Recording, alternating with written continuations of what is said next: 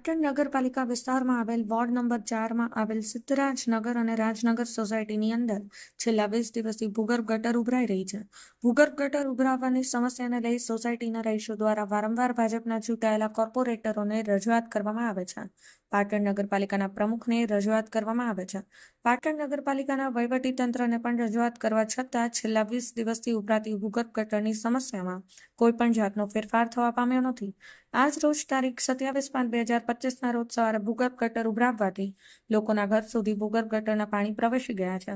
20 દિવસથી ઉભરાતી ભૂગર્ભ ગટરથી સોસાયટીની અંદર અસહ્ય દુર્ગંધ મારે છે. ઘણા સમયથી ભૂગર્ભ ગટર ઉભરાવવાની સમસ્યાને લઈ કોલેરા અને ટાઇફોઇડ જેવા મચ્છરજન્ય રોગો થવાની સંભાવનાઓ પણ રહેલી છે. પાટણનું આ નગરોળ સત્તાધીશો અને વહીવટીતંત્ર સત્વરે જાગી સિદ્ધરાજનગર સોસાયટીના રહીશોને આ ગંદકીમાંથી મુક્ત કરાવે તેવી પાટણ શહેર કોંગ્રેસ પ્રમુખ તરીકે અમારી માંગણી છે.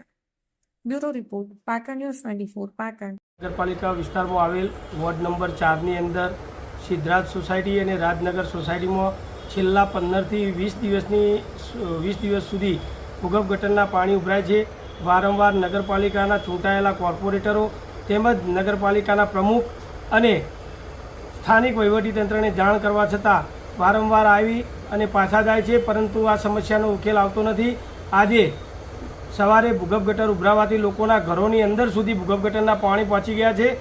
તો પાટણ નગરપાલિકાના વહીવટીતંત્રને અમારી પાટણ શહેર કોંગ્રેસ પ્રમુખ તરીકે અમારી નમ્ર વિનંતી છે કે ટૂંક જ સમયની અંદર આ સમસ્યાનો ઉકેલ કરો, નકર સોસાયટી સાથે અમે નગરપાલિકાનો ઘેરાવો કરીશું.